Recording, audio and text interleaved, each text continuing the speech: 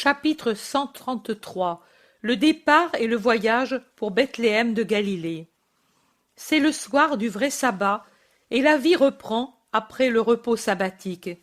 Ici, dans la petite maison de Nazareth, elle reprend avec les préparatifs du départ.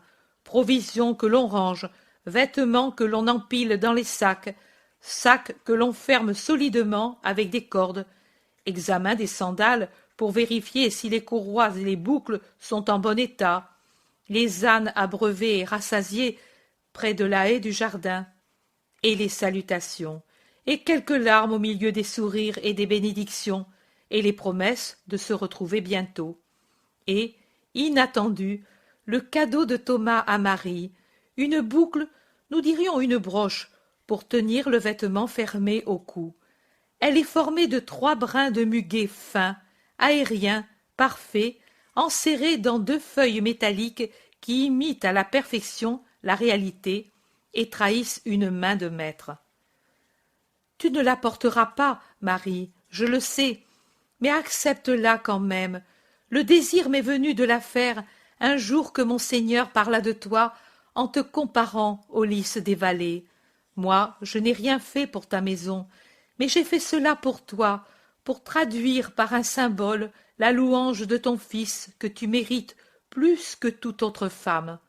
Si je n'ai pas pu donner au métal la grâce de la plante vivante et le parfum de la fleur, mon amour sincère, respectueux pour toi, l'embellisse comme une caresse et le parfume de mon dévouement pour toi, mère de mon Seigneur. Ô Thomas, c'est vrai, moi je ne porte pas de bijoux qui me semblent une inutilité. Mais ceci n'est pas la même chose. C'est l'amour de mon Jésus et de son apôtre, et il m'est cher. Je le regarderai chaque jour, et je penserai au bon Thomas, qui aime son maître au point de retenir non seulement sa doctrine, mais même ses plus humbles paroles sur les choses les plus humbles et les personnes les plus insignifiantes. Merci, Thomas, non pour la valeur, mais pour ton amour. Merci. Tout le monde admire la perfection du travail, et Thomas, tout heureux, sort un travail plus petit. 3 étoiles de jasmin dans un feuillage minuscule, encadré dans un cercle fin, et il le donne à Auréa.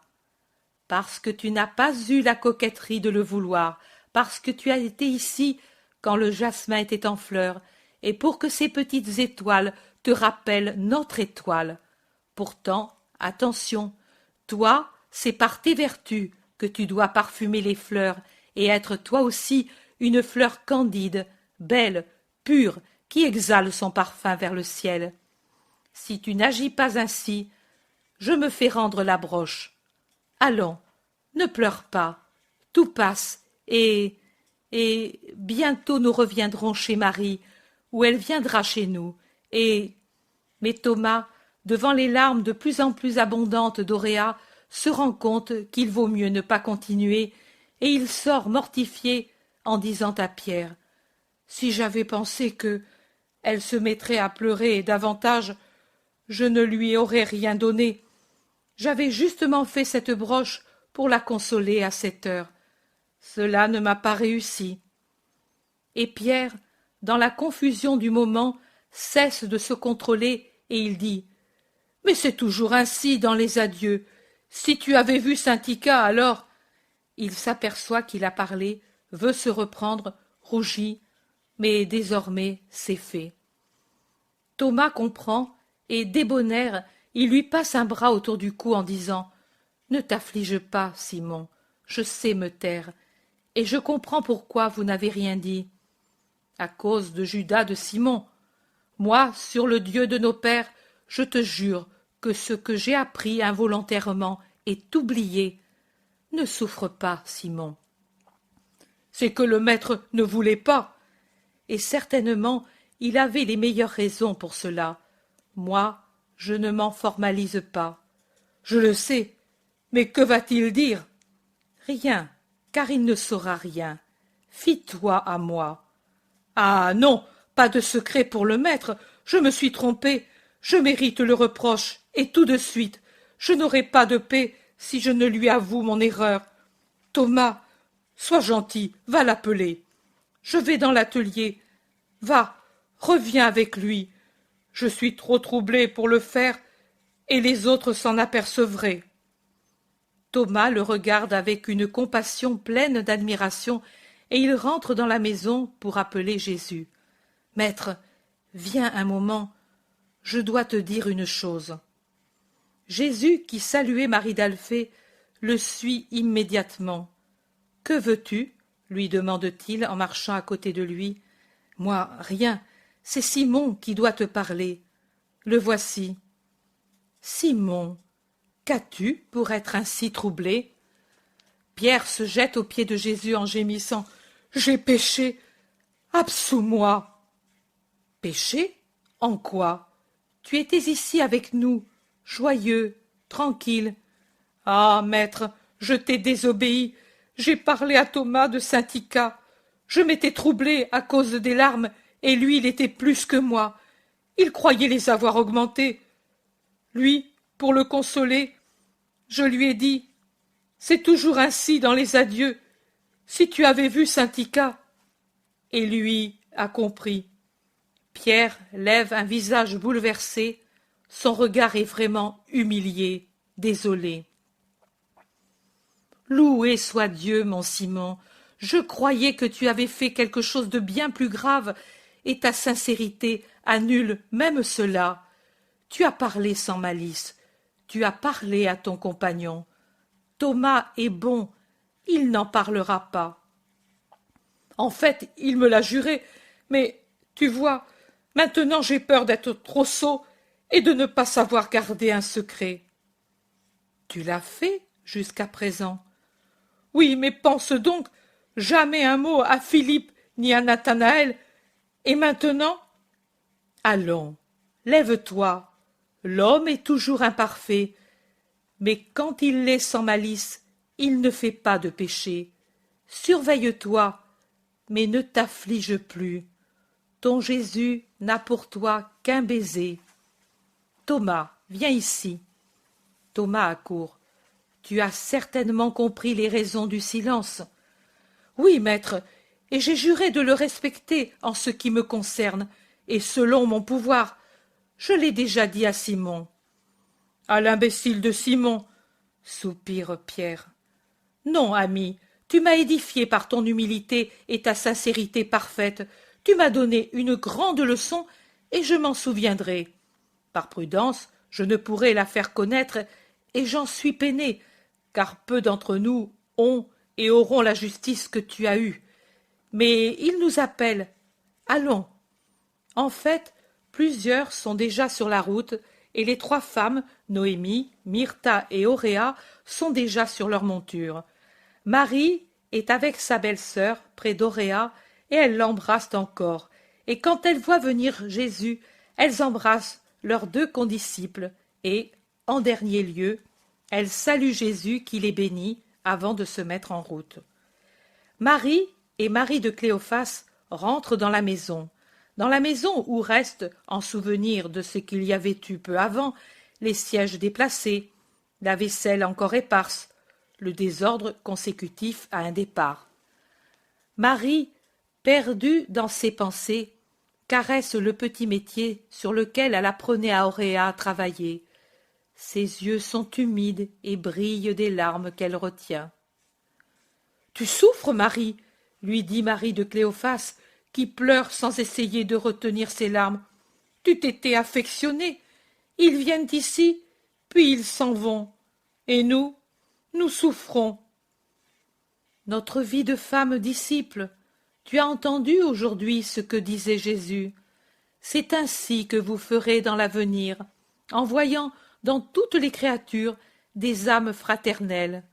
Vous serez hospitalières, surnaturellement hospitalières, en vous considérant comme des pèlerines, vous qui accueillez, et comme pèlerins, ceux que vous accueillez.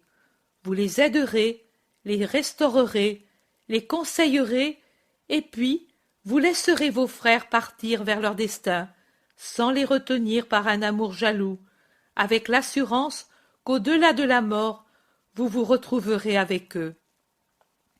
Les persécutions viendront, et beaucoup vous quitteront pour aller au martyre. Ne soyez pas lâches, et ne conseillez pas la lâcheté. Restez en prière dans les maisons vides pour soutenir le courage des martyrs, sereine pour fortifier les plus faibles, forte pour être prête à imiter les héros. Habituez-vous au détachement, à l'héroïsme, à l'apostolat de la charité fraternelle dès maintenant. Et nous le faisons, en souffrant, c'est certain. Nous sommes des créatures de chair, mais l'esprit jouit d'une joie spirituelle de faire la volonté du Seigneur et de coopérer à sa gloire. D'ailleurs, je suis la mère de tous, et je ne dois pas l'être d'un seul. Je ne le suis pas même exclusivement de Jésus. Tu vois comme je le laisse aller sans le retenir? Je voudrais être avec lui, cela oui, mais lui juge que je dois rester ici, jusqu'à ce qu'il me dise « Viens ». Et je reste. Ces séjours ici, mes joies de mère, mes pérégrinations avec lui, mes joies de disciple, mes solitudes ici, mes joies de fidèle qui fait la volonté de son Seigneur. Marie de Cléophas dit « Ce Seigneur est ton fils, Marie. » « Oui, mais il est toujours mon Seigneur. Tu restes avec moi, Marie? »« Oui, si tu me laisses ici. Elle est si triste, ma maison, dans les premières heures que mes fils l'ont quittée. Demain, c'est déjà autre chose. Et puis, cette fois, je pleurerai encore davantage. »« Pourquoi, Marie? »« Parce que c'est depuis hier que je me fonds en larmes. Je suis une citerne en temps de pluie. »« Mais pourquoi, chérie? »« À cause de Joseph, hier.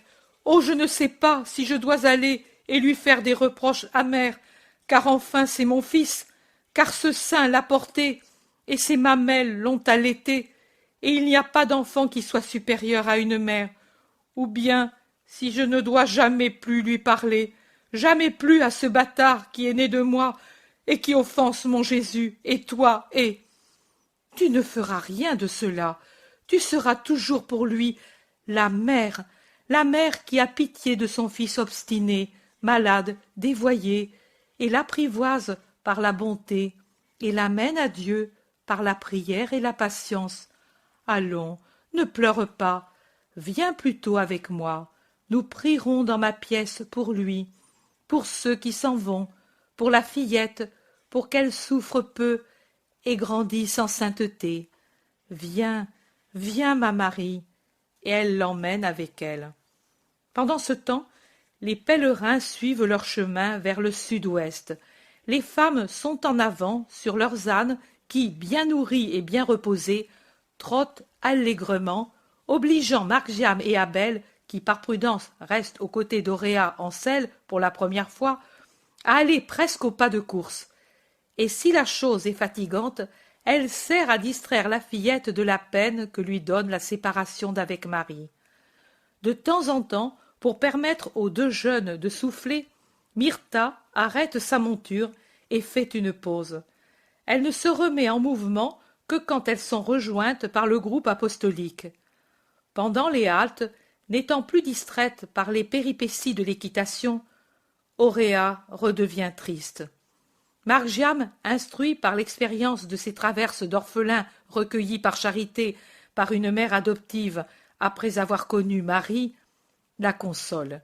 Il lui dit comment ensuite il s'est affectionné à sa mère adoptive, absolument comme si elle avait été notre maman, et il raconte ses impressions, et il raconte comment Marie et Mathias sont heureux chez Jeanne et Anastasica chez Élise. Auréa écoute ces récits et Margiam termine en disant « Crois-le, les disciples sont toutes bonnes et Jésus sait à qui donner les malheureux que nous sommes. » Et Abel appuie « Et tu ne dois pas te méfier de ma mère qui est si heureuse de t'avoir et qui a tant prié ces jours pour que Dieu te donne à elle. » Auréa dit « Je le crois et je l'aime bien. Mais Marie, c'est Marie, et vous devez compatir. Oui, mais il nous déplaît de te voir triste. Oh, je ne suis plus triste comme dans la maison du Romain et dans les premières heures après la libération. Je suis seulement perdue. Depuis des années, je n'ai jamais eu de caresses. Il n'y a que Marie qui me les a rendues, après avoir eu pendant tant d'années des maîtres. Mon cœur, mais je suis ici pour te les donner. Je serai une seconde Marie pour toi. Viens ici, tout près. Si tu étais plus petite, je te prendrais en selle avec moi, comme je faisais avec mon Abel quand il était petit. Mais tu es déjà une femme, dit Myrtha en s'approchant et en lui prenant la main. Tu es ma petite femme, et je t'apprendrai tant de choses. Et quand Abel ira au loin pour évangéliser, toi et moi, nous accueillerons les pèlerins, comme dit le Seigneur. Nous ferons tant de bien en son nom. Tu es jeune, et tu m'aideras. Mais regardez quelle lumière là-bas, au-delà de cette colline, s'écrie Jacques de Zébédée qui les a rejointes. C'est un bois qui brûle? Ou un village? Courons voir. Personne n'est plus fatigué, car la curiosité fait disparaître toute autre sensation. Jésus les suit bienveillant, et ils quittent la route pour un sentier qui monte sur un coteau. Le sommet est vite rejoint. Ce n'est ni un bois, ni un village qui brûle, mais une vaste cuvette entre deux coteaux, tout en bruyère. Les bruyères, desséchées par l'été, ont pris feu, peut-être par quelque étincelle échappée aux bûcherons qui ont travaillé plus haut à l'abattage des arbres, et maintenant elles brûlent. Un tapis de flammes basses mais vives qui se déplace après avoir consumé là où le feu a pris, en cherchant de nouvelles bruyères à brûler. Les bûcherons essaient un contre-feu en battant les flammes, mais c'est inutile. Ils sont peu nombreux, et quand ils travaillent d'un côté, le feu s'étend d'un autre. Si le feu arrive au bois, ce sera un désastre. Il y a des résineux, dit sentencieusement Philippe. Jésus, les bras croisés, debout au sommet du coteau, regarde et réfléchit en souriant. La lumière blanche de la lune à l'Orient contraste vivement avec la lumière rouge des flammes à l'Occident. La lune rend les spectateurs tout blancs par derrière, alors que la réverbération des flammes leur rougit le visage. Et les flammes courent, courent, comme les eaux qui débordent, montent et s'étendent. L'incendie est à quelques mètres du bois, et déjà il éclaire les piles de bois qui sont sur le bord, et sa clarté, de plus en plus vive, montre les petites maisons d'un village situé au sommet du coteau, sur lequel monte le feu. « Pauvres gens, ils vont tout perdre !» disent plusieurs, et ils regardent Jésus qui ne parle pas et qui sourit. Mais ensuite, voilà qu'il décroise les bras et crie « Arrête-toi, meurs, je le veux !» Et comme si un grand boisseau s'abaissait pour étouffer les flammes, voilà que par un prodige, le feu cesse de flamber. La danse vive, agile des langues de flammes se change en un rouge de braise allumée, mais sans flamme. Puis le rouge devient violet, gris, rouge. Quelque éclair glisse encore parmi les cendres. Et puis il ne reste que la lune dont la lumière argentée éclaire les bois. À sa blanche clarté, on voit les bûcherons qui se réunissent avec de grands gestes, regardant tout autour d'eux, en haut, pour découvrir l'ange du miracle. Descendons, je travaillerai les âmes avec le motif imprévu qui m'a été donné, et nous ferons halte dans ce village au lieu de nous arrêter à la ville. Nous partirons à l'aube. Ils auront une place pour les femmes. Pour nous, le bois nous suffit, dit Jésus. Et il descend rapidement, suivi des autres. Mais pourquoi souriais-tu ainsi? Tu paraissais bien heureux, demande Pierre. Tu le sauras par mes paroles. Ils sont déjà là, où la friche c'est changé en cendre encore chaude et qui craque sous les sandales. Ils la traversent. Quand ils sont arrivés au milieu, là où la lune donne en plein, les bûcherons les aperçoivent.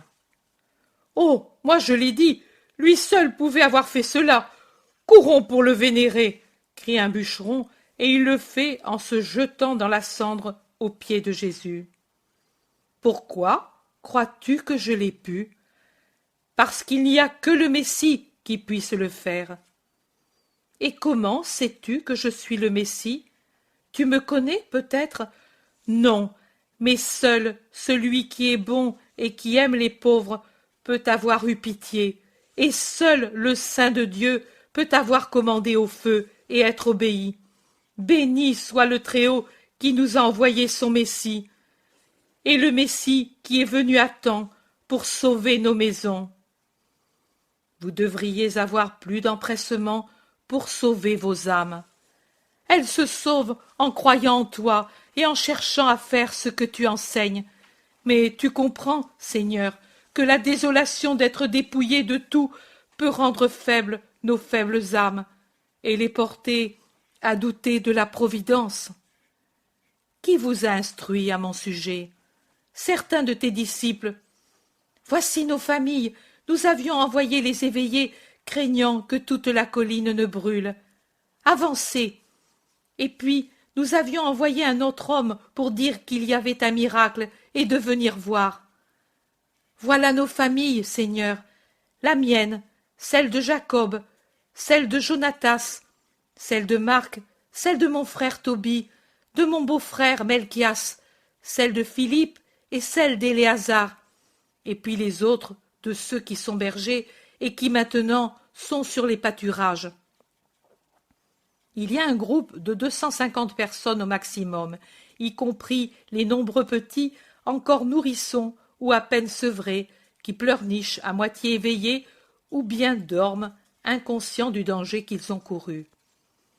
Paix à vous tous. L'ange de Dieu vous a sauvés. Louons ensemble le Seigneur. Tu nous as sauvés, toi, toujours présent, là où des fidèles croient en toi, disent plusieurs femmes. Et les hommes acquiescent gravement. Oui, où il y a la foi en moi, la providence est présente. Cependant, dans les choses de l'esprit, comme dans les choses matérielles, il faut agir avec une continuelle prudence. Qu'est-ce qui a mis le feu aux brindilles? Probablement une étincelle qui s'est échappée de vos foyers, ou bien une branche qu'un enfant a voulu allumer au feu pour s'amuser à l'agiter et à la lancer, avec l'insouciance de cet âge, en bas. En effet, c'est beau de voir une flèche de feu traverser l'air qui s'assombrit. Mais voyez ce que peut faire une imprudence. Elle peut faire de graves ruines. Une étincelle ou une brindille tombée sur des bruyères sèches a suffi à mettre le feu à une vallée. Et si l'Éternel ne m'avait pas envoyé, le bois serait devenu un brasier qui aurait consumé dans un étau de feu vos biens et vos vies. Il en est ainsi des choses de l'esprit. Il faut exercer une continuelle et prudente attention pour qu'une flèche de feu, une étincelle ne s'en prenne à votre foi et ne la détruise, après avoir couvé, sans être remarqué dans le cœur, en un incendie voulu par ceux qui me haïssent et provoqué par eux pour m'enlever des fidèles. Ici, le feu, arrêté à temps, a fait un bienfait de ce qui aurait pu être un désastre, en détruisant la friche inutile que vous aviez laissée prospérer dans la vallée, et en vous préparant par la destruction et par la fumure des cendres un terrain que, si vous en avez la volonté, vous pourrez rendre fertile par des cultures utiles. Mais dans les cœurs, il en est bien autrement. Et quand tout le bien est disparu en vous, plus rien ne peut lever en vous, sauf des ronces pour servir de litière aux démons. Rappelez-vous cela, et restez en garde contre les insinuations de mes ennemis qui, comme des étincelles infernales, seront jetées dans vos cœurs. Soyez prêts alors pour le contre-feu. Et quel est ce contre-feu? C'est une foi de plus en plus forte, une volonté inébranlable d'appartenir à Dieu. C'est d'appartenir au feu saint, car le feu ne mange pas le feu. Or, si vous êtes un feu d'amour pour le Dieu vrai, le feu de la haine contre Dieu ne pourra vous nuire. Le feu de l'amour triomphe de tout autre feu. Ma doctrine est amour, et celui qui la recueille entre dans le feu de la charité, et il ne peut plus être torturé par le feu du démon. Du haut de ce coteau, pendant que je regardais brûler la friche et que j'entendais les paroles que vos esprits adressaient au Seigneur leur Dieu, plus encore que je ne voyais vos actions tendues pour éteindre les flammes, je souriais. Et un de mes apôtres m'a dit « Pourquoi souriais-tu » Je lui ai promis « Je te le dirai en parlant à ceux qui sont sauvés. » Je le fais. Je souriais en pensant que de même que les flammes se propageaient parmi les bruyères de la vallée, mortifiées vainement par vos manœuvres, de même ma doctrine se propagera dans le monde, vainement persécutée par ceux qui ne veulent pas la lumière, et elle sera lumière, et elle sera purification, et elle sera bénéfique. Combien de serpents ont péri dans ces cendres, et avec eux d'autres êtres nuisibles. Vous craignez cette vallée parce qu'il s'y trouvait trop d'aspics. Voilà qui n'en survit pas un seul. Pareillement, le monde sera libéré de tant d'hérésies, de tant de péchés, de tant de douleurs, quand il m'aura connu et qu'il aura été purifié par le feu de ma doctrine. Purifié et libéré des végétations inutiles, rendu capable de recevoir la semence, devenu riche en fruits de sainteté. Voilà pourquoi je souriais. Dans le feu qui avançait, je voyais un symbole de la propagation de ma doctrine dans le monde, puis la charité pour le prochain, qui ne doit pas être séparée de celle que l'on a pour Dieu, a ramené ma pensée vers vos besoins, et j'ai abaissé le regard mental de la contemplation des intérêts de Dieu vers celle des intérêts des frères, et j'ai arrêté le feu pour que dans votre joie vous louiez le Seigneur. Vous voyez ainsi que ma pensée est montée vers Dieu et en est descendue, devenue encore plus puissante, car l'identification à Dieu augmente toujours nos puissances d'action et ensuite est remontée en même temps que la vôtre vers Dieu. De cette façon, grâce à la charité, j'ai servi en même temps les intérêts de Dieu et ceux de mes frères. Faites-vous aussi la même chose à l'avenir. Et maintenant, je vous demande pour ces femmes un abri pour la nuit. La lune descend et l'incendie a retardé notre marche, et alors nous ne pouvons continuer jusqu'à la ville voisine. Venez, venez, il y a de la place pour tout le monde. Nous pouvions être sans toi. Nos maisons sont vôtres, maisons de pauvres, mais propres. Venez, et elles seront bénies, crient-ils tous. Et lentement, ils remontent la pente plutôt escarpée jusqu'au village qui a miraculeusement échappé à la destruction. Puis, chacun des voyageurs disparaît chez son hôte. Chapitre 134. Judas de Kérioth chez Marie à Nazareth. C'est à peine, mais juste à peine, quand l'Orient rougit au premier signe de l'aurore, que Judas de Kérioth frappe à la porte de la petite maison de Nazareth. Sur le chemin, il n'y a que des paysans, ou plutôt des petits propriétaires de Nazareth, qui s'en vont vers leurs vignes ou leurs oliveraies avec leurs outils de travail, et ils regardent, étonnés, l'homme qui frappe à une heure si matinale à la maison de Marie. Ils chuchotent entre eux. « C'est un disciple, » dit quelqu'un qui répond à la réflexion d'un autre. « Il cherche certainement Jésus de Joseph. »« Laisse tomber, c'est Judas de Kérioth. Il ne me plaît pas, cet homme. Peut-être nous avons beaucoup de tort envers Jésus, et nous agissons mal. Mais lui, celui-là, l'an dernier a fait beaucoup de mal parmi nous. Peut-être nous nous serions convertis, mais lui... Quoi? Comment le sais-tu? J'étais présent un soir dans la maison du chef de la synagogue, et, comme un imbécile, j'ai cru tout de suite à tout.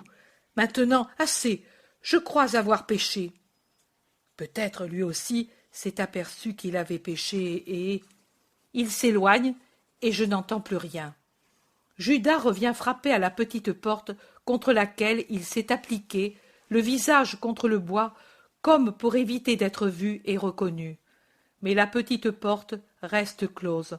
Judas fait un geste de désappointement et il s'éloigne en prenant le sentier qui côtoie le jardin, et il tourne en arrière de la maison. Il jette un coup d'œil par-dessus la haie dans le jardin tranquille. Seules les colombes l'animent.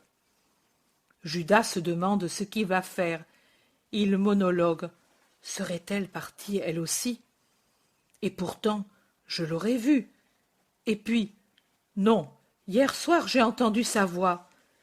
Elle est peut-être allée dormir chez sa belle-sœur. Ouf! Cela est ennuyeux comme une abeille sur le visage, car elles vont revenir ensemble, et moi je veux parler à elle seule, sans avoir cette vieille pour témoin. Elle est bavarde et me ferait des observations. Je ne veux pas d'observations, moi.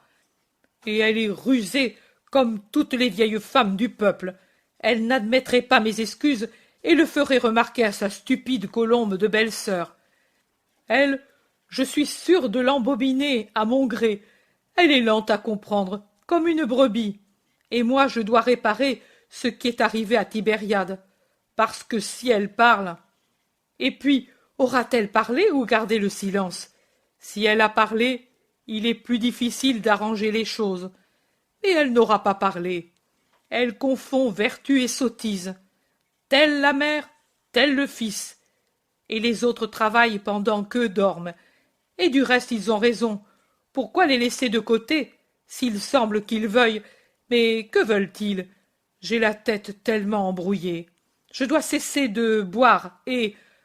Bon, mais l'argent tente, et je suis comme un poulain que l'on a tenu trop longtemps renfermé. 2 ans, dis-je, davantage, 2 ans de toutes sortes de privations. Mais cependant, que disait avant-hier Helkias? Et il ne me donne pas un mauvais enseignement. Certainement, tout est permis, pourvu que l'on réussisse à installer Jésus sur le trône. Mais si lui ne veut pas, pourtant, il doit penser que si on ne triomphe pas, tout se termine pour nous, comme pour les partisans de Théodas ou de Jude le Galiléen. Peut-être ferais-je bien de me séparer parce que... Voilà, je ne sais pas si ce qu'ils veulent, eux, est bon. Je me fie peu à eux. Ils sont trop changés depuis quelque temps. Je ne voudrais pas. Horreur! Moi servir à faire du tort à Jésus? Non, je me sépare. Pourtant il est amer d'avoir rêvé le règne et de redevenir... Quoi? Rien. Mais il vaut mieux rien que... Lui ne cesse de dire « Celui qui fera le grand péché ». Ohé, ce ne sera pas moi, hein? Moi, plutôt me noyer dans le lac. Je m'en vais, il vaut mieux que je m'en aille. J'irai chez ma mère, je me ferai donner de l'argent, parce que je ne puis sûrement pas demander de l'argent aux synédristes pour m'en aller. Ils m'aident parce qu'ils espèrent que je les aide à sortir de l'incertitude. Une fois que Jésus est roi, nous sommes tranquilles, la foule avec nous. Hérode, qui se préoccupera de lui? Pas les Romains, pas le peuple, il est haï de tous, mais Jésus est capable de renoncer dès que proclamé roi. Oh, bien, quand Éléazar d'Anna me donne l'assurance que son père est prêt à le couronner roi, après, il ne peut se défaire du caractère sacré. Au fond, moi je fais comme l'intendant infidèle de sa parabole. J'ai recours aux amis pour moi. Oui, c'est vrai, mais aussi pour lui. Je fais donc servir des moyens injustes pour... Et pourtant non, je dois encore essayer de le persuader. Je ne suis pas convaincu de bien agir en usant de ce subterfuge. Et, oh, si je pouvais le persuader, car ce serait tellement beau, tellement. Oui, c'est ce qui vaut le mieux. Dire tout franchement au maître, le supplier, pourvu que Marie n'ait pas parlé de Tibériade. Comment ai-je dit à Marie de lui dire? Ah, voilà, le refus des Romaines. Maudite cette femme! Si je n'étais pas allé chez elle ce soir-là, je n'aurais pas rencontré Marie. Mais qui pouvait penser que Marie était à Tibériade? Et penser que la veille du sabbat, le jour et le lendemain, je ne sortais jamais pour éviter de voir quelque apôtre? Imbécile! Imbécile! Ne pouvais-je aller à Hippo, à Gergesa, pour chercher des filles? Non! Justement là, à Tibériade, par où doivent passer ceux de Capharnaüm pour venir ici? Mais tout cela vient des Romaines. J'espérais. Non, c'est ce que je dois dire pour m'excuser. Mais ce n'est pas vrai. Il est inutile que je me le dise à moi, qui sais pourquoi j'y suis allé, pour avoir un rendez-vous avec des puissants d'Israël, et pour jouir, puisque j'ai pas mal d'argent. Pourtant, comme il s'en va vite l'argent, sous peu, je ne vais plus en avoir. Ha ha! Je vais raconter quelque histoire à Elkas et compagnie, et ils vont encore m'en donner. Judas! Es-tu fou? Voilà un moment que je te regarde du haut d'un olivier. Tu gesticules, tu parles tout seul. Le soleil de ta muse t'a-t-il fait mal? Cria Alphée de Sarah en se montrant d'un croisement de branches d'un olivier gigantesque à une trentaine de mètres de l'endroit où est Judas. Judas sursaute, regarde de ce côté, le voit et bougonne. Que la mort te prenne, maudit pays d'espions. Mais avec un sourire aimable, il crie « Non, je suis inquiet que Marie n'ouvre pas. Ne se sentirait-elle pas mal? J'ai frappé et frappé. » Marie, tu peux toujours frapper. Elle est chez une pauvre vieille qui se meurt. On l'a appelée à la 3e veille. Mais je dois lui parler. Attends, je descends et je vais l'avertir. Mais en as-tu vraiment besoin? Eh oui, je suis ici depuis le premier rayon de soleil. Alphée, empressé, descend de l'arbre et s'en va rapidement. Lui aussi m'a vu, et maintenant certainement elle va revenir avec l'autre. Rien ne me réussit. Et il sort une litanie de reproches à Nazareth, aux Nazaréens, à Marie d'Alphée, et jusqu'à la charité de Marie très sainte pour la mourante et à la mourante elle-même. Il n'a pas encore fini que s'ouvre la porte qui, de la salle à manger, donne sur le jardin, et sur le seuil apparaît une Marie très pâle et très triste. « Judas !»« Marie !» disent-ils en même temps. « Je vais t'ouvrir la porte. Alphée m'a dit seulement « Va à la maison, il y a quelqu'un qui te demande. » Et je suis accourue, d'autant plus que la pauvre vieille n'a plus besoin de moi. Elle a fini de souffrir pour un fils mauvais. Judas, pendant que Marie parle, court le long du sentier et revient sur le devant de la maison. Marie lui ouvre. « Paix à toi, Judas de Kériote. Entre. »« Paix à toi, Marie. » Judas hésite un peu. Marie est douce, mais sérieuse. « J'ai frappé si longtemps à l'aurore. » Hier soir, un fils a fait éclater le cœur d'une mère, et ils sont venus chercher Jésus. Mais Jésus n'est pas là. À toi aussi je le dis. Jésus n'est pas là. Tu es venu trop tard. Je le sais qu'il n'est pas là. Comment le sais-tu? Tu viens d'arriver. Mère, je veux être franc avec toi qui es bonne. C'est depuis hier que je suis ici. Et pourquoi n'es-tu pas venu? Tes compagnons, pendant ces sabbats, n'ont manqué qu'une seule fois. Et je le sais, je suis allé à Capharnaüm et je ne les ai pas trouvés. Ne mens pas, Judas. À Capharnaüm, tu n'y es jamais allé. Barthélemy y est toujours resté et il ne t'a jamais vu. Barthélemy est venu seulement hier. Mais toi, tu étais ici. Et donc, pourquoi mens-tu, Judas?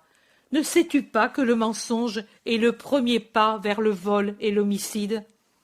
La pauvre Esther est morte, tuée par la douleur à cause de la conduite de son fils. Et Samuel, son fils, commença à devenir la honte de Nazareth avec de petits mensonges qui devinrent ensuite de plus en plus grands. De là, il est arrivé à tout le reste. Veux-tu l'imiter, toi, apôtre du Seigneur? Veux-tu faire mourir de douleur ta mère? Le reproche est fait à voix basse, lentement, mais comme il tombe juste, Judas ne sait que répliquer. Il s'assoit soudainement, la tête dans les mains. Marie l'observe, puis elle dit « Eh bien, pourquoi as-tu voulu me voir? Pendant que j'assistais la pauvre Esther, je priais pour ta mère et pour toi, car vous me faites pitié l'un et l'autre, et pour deux motifs différents. Alors, si tu as pitié, pardonne-moi. Je n'ai jamais eu de rancœur. Comment? Pas même pour ce matin à Tibériade, tu sais? J'étais ainsi parce que le soir précédent, les Romaines m'avaient mal reçu, comme si j'étais un fou, et comme si je trahissais le maître. Oui, je l'avoue, j'ai mal fait de parler à Claudia. Je me suis trompé sur son compte, mais je croyais bien faire. J'ai affligé le maître. Lui ne me l'a pas dit, mais je sais qu'il sait que moi j'ai parlé. C'est sûrement Jeanne qui l'a prévenu, et Jeanne n'a jamais pu me voir. Et les Romaines m'ont causé de la peine. Pour oublier, j'ai bu.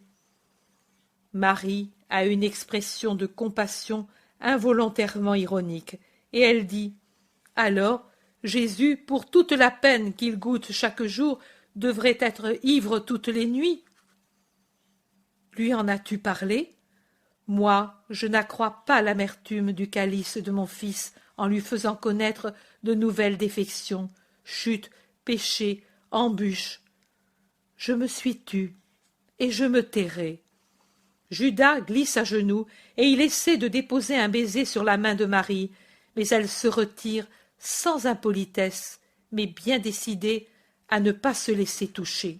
« Merci, mère, tu me sauves, c'est pour cela que j'étais venue ici, et pour que tu me rendes plus facile d'approcher le maître, sans reproche et sans honte. » Pour l'éviter, il suffisait que tu ailles à Capharnaüm pour venir ici avec les autres.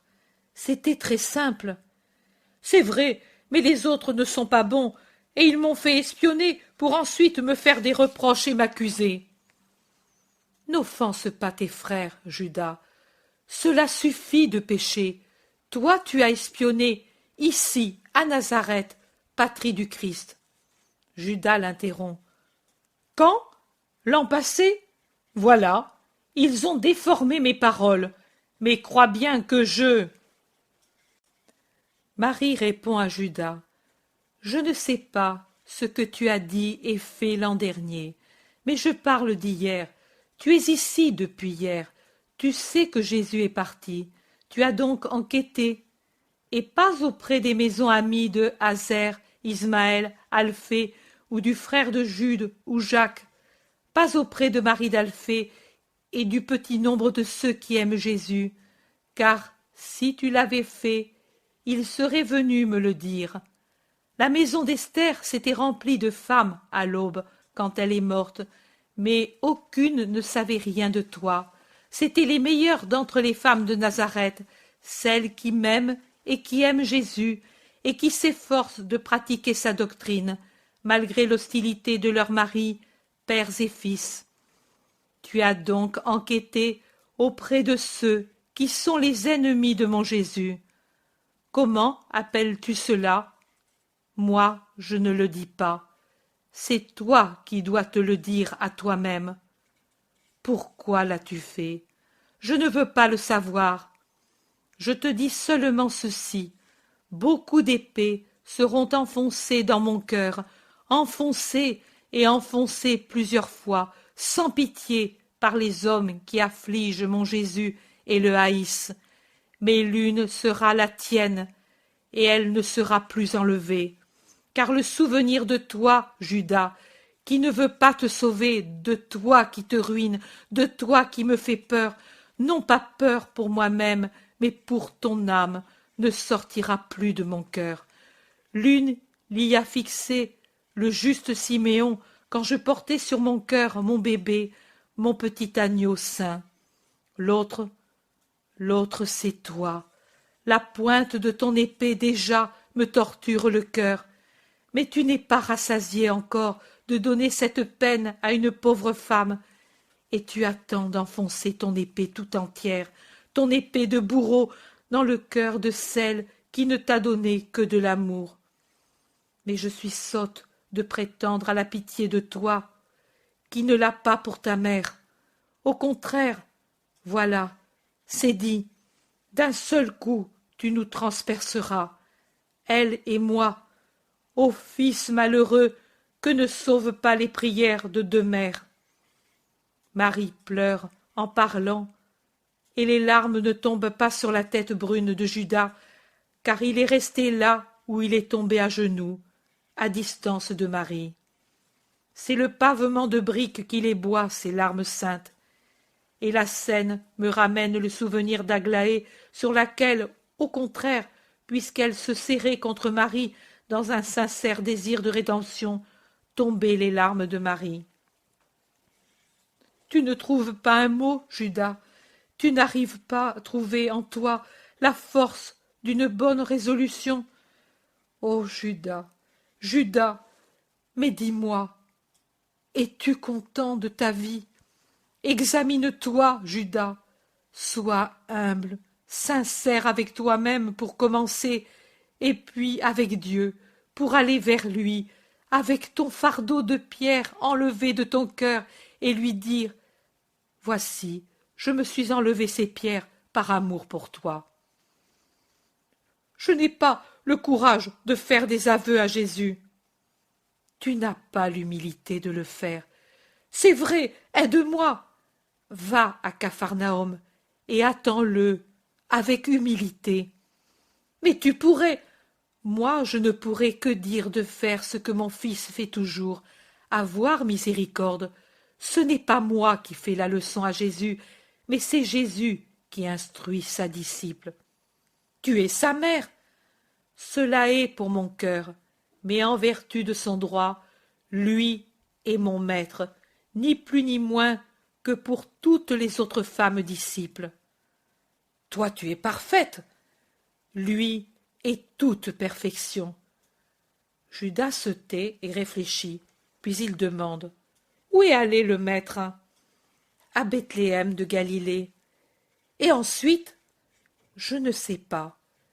Mais il revient ici. »« Oui. »« Quand ?»« Je ne sais pas. »« Tu ne veux pas me le dire ?»« Je ne peux pas dire ce que je ne sais pas. Tu le suis depuis 2 ans. Peux-tu dire qu'il a eu toujours un itinéraire certain? Combien de fois la volonté des hommes l'a obligé à faire des changements? C'est vrai, je vais partir, pour Capharnaüm. Le soleil est trop chaud pour voyager.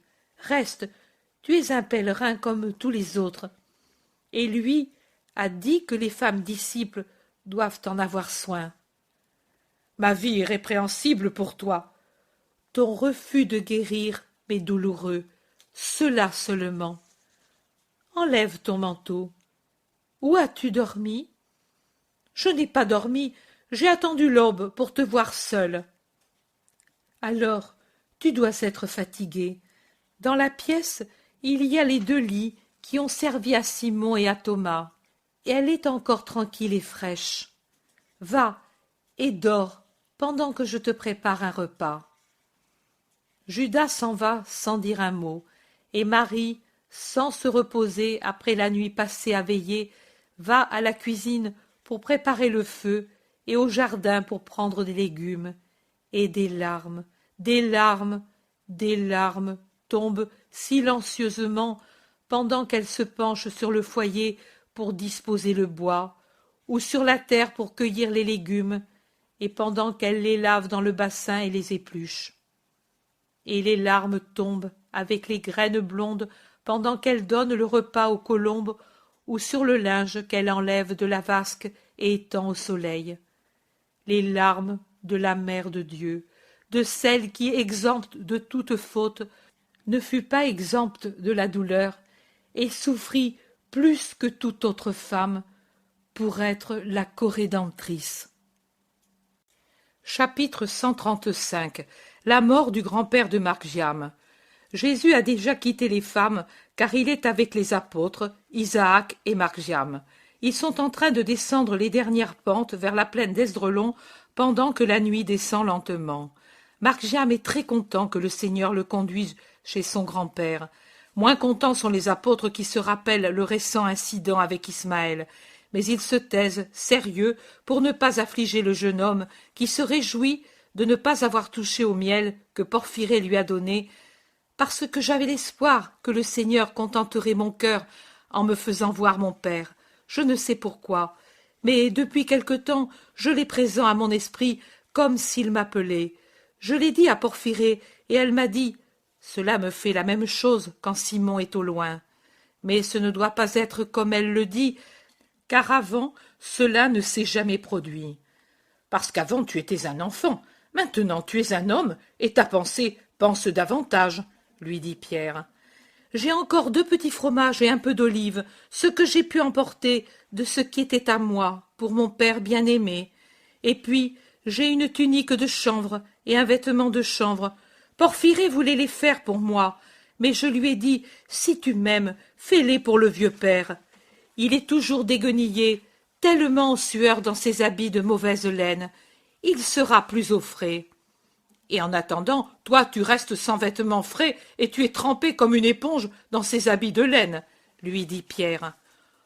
Oh, n'importe, le père est resté tant de fois sans manger pour me le donner quand j'étais dans le bois. Je puis, enfin, moi aussi, lui donner quelque chose, si je pouvais mettre assez de côté pour le libérer. André lui demande « Combien as-tu jusqu'à présent ?»« Peu. Du poisson, j'ai retiré 110 didrachmes, mais je vais vendre bientôt les agneaux, et alors, si je pouvais le faire avant le grand froid. »« C'est vous qui allez le prendre ?» dit Nathanaël à Pierre. « Oui, nous ne nous ruinerons pas si ce pauvre vieux prend une bouchée de notre plat. Et puis, il peut faire quelques petits travaux, venir à Bethsaïda, chez nous, n'est-ce pas, Philippe ? » Bien sûr, nous t'aiderons, Simon, pour faire plaisir à notre bon Marc-Jam et au vieil homme. Espérons que Jocanna n'est pas là, dit Jude Thaddée. Moi je vais aller en avant pour avertir, dit Isaac. Il marche rapidement au clair de lune. À un certain moment, Isaac se détache et accélère encore plus sa marche alors que le groupe le suit plus lentement. La plaine est tout à fait silencieuse, même les rossignols se taisent. Ils avancent toujours jusqu'au moment où ils voient 2 ombres qui courent vers eux. L'un est Isaac certainement, l'autre peut-être Michée ou l'intendant. Ils ont la même taille, dit Jean. Désormais ils sont près, tout près. C'est précisément l'intendant suivi d'Isaac qui paraît consterné. « Maître, Marc-Jam, pauvre fils, venez vite. Ton père, Marc-Jam, est malade, très malade. »« Ah, Seigneur !»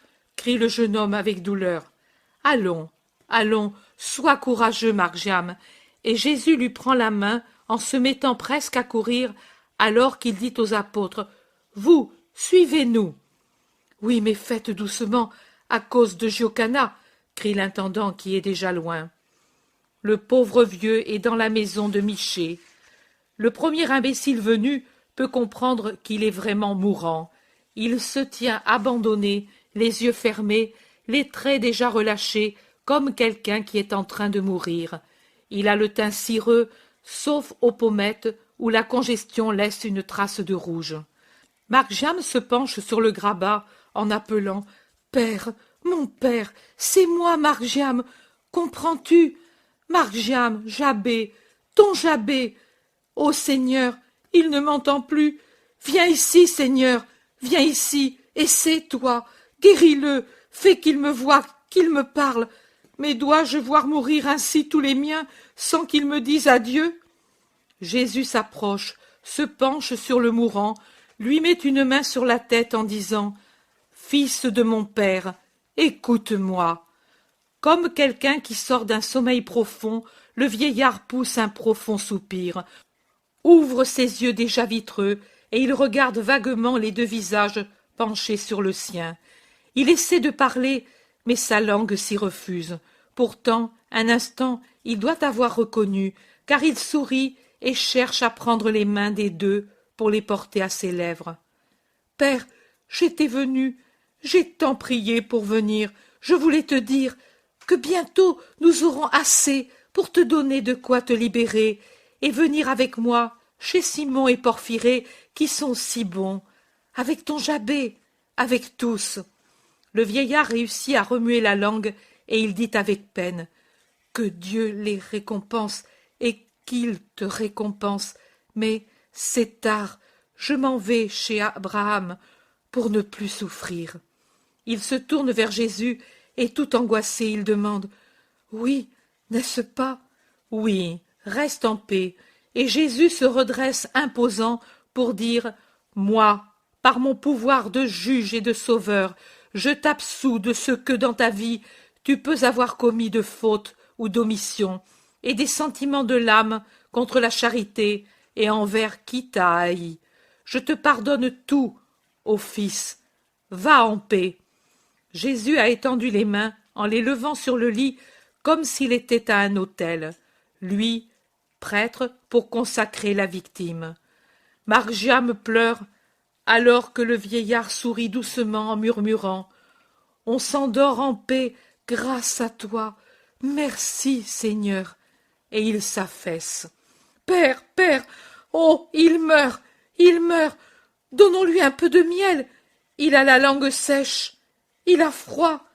Le miel réchauffe, » crie Margiam, et d'une main il essaie de fouiller dans son sac, alors que de l'autre il soutient la tête de l'aïeul qui s'alourdit. Sur le seuil sont apparus les apôtres, et ils observent silencieux. « Fais donc, Margiam, le Père, je vais le soutenir, » dit Jésus, et ensuite à Pierre, « Simon, viens ici. » Et Simon avance tout ému. Margiam essaie de donner un peu de miel au vieillard. Il plonge un doigt dans le vase et le retire couvert de miel filant pour le mettre sur les lèvres de l'aïeul, qui rouvre les yeux, le regarde, lui sourit en disant « C'est bon, je l'ai fait pour toi, et aussi le vêtement frais de chanvre. » Le vieillard lève sa main tremblante et il essaie de la poser sur la tête brune en disant « Tu es bon, plus que le miel. C'est ta bonté qui me fait du bien. Mais ton miel, il ne sert plus, ni non plus le vêtement frais. Garde-les, garde-les avec ma bénédiction. » Margiam glisse à genoux, la tête appuyée sur le bord du lit en gémissant. « Seul, je reste seul. » Simon tourne autour du lit et d'une voix plus rauque que jamais à cause de l'émotion, il dit en caressant les cheveux de Margiam « Non, seul, non. Moi je t'aime bien.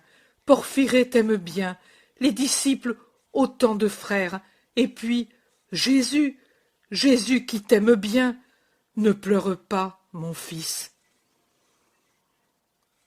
Ton fils, oui, moi, heureux, Seigneur, Seigneur. Le vieillard murmure, s'embrouille, sans venir la fin. Jésus l'entoure de son bras, le soulève, entonne lentement « J'ai levé les yeux vers les monts, d'où viendra mon secours ?» Et il poursuit le psaume 120. Puis il s'arrête, observant l'homme qui meurt dans ses bras, apaisé par ses paroles. Il entonne le psaume 121, mais il en dit peu, car il a à peine commencé le 4e verset qu'il s'interrompt pour dire « Pars en paix, âme juste », et il le recouche lentement en lui abaissant avec la main les paupières. Une mort si tranquille que personne, sauf Jésus, ne s'est aperçu du trépas. Pourtant ils le comprennent par le geste du maître, et il s'ensuit un bruit de voix. Jésus fait signe de se taire. Il se tourne du côté de Margiam qui, pleurant, la tête appuyée sur le lit, ne s'est aperçu de rien. Il se penche, il l'embrasse en cherchant à le relever, et il lui dit « Il est en paix, Margiam, il ne souffre plus. La plus grande grâce de Dieu pour lui, c'est cela. La mort est dans les bras du Seigneur. Ne pleure pas, cher fils, regarde-le comme il est en paix. En paix, il y en a peu en Israël qui aient eu la faveur qu'a eue ce juste de mourir sur la poitrine du Sauveur. Viens ici, dans mes bras, tu n'es pas seul. Et puis il y a Dieu, et c'est tout, qui t'aime pour tout le monde. » Le pauvre Margiam fait vraiment peine à voir, mais il trouve encore la force de dire « Merci, Seigneur, d'être venu, et à toi, Simon, de m'avoir amené, et à tous, merci de ce que vous m'avez donné pour lui. Mais rien ne sert plus. Pourtant, le vêtement-ci, nous sommes pauvres, nous ne pouvons pas faire l'embaumement. Oh, mon père, je ne puis même pas te donner un tombeau. Mais si vous avez confiance, si vous pouvez, faites les dépenses, et je vous donnerai en octobre le prix des agneaux et du poisson. Ohé, mais tu as encore un père. Moi je m'occupe de tout, même s'il faut vendre une barque. Nous donnerons au vieil homme tous les honneurs. Le principal est d'avoir un pré, et quelqu'un qui donne un tombeau. » L'intendant dit « À Jezraël, il y a des disciples parmi le peuple, ils ne refuseront rien.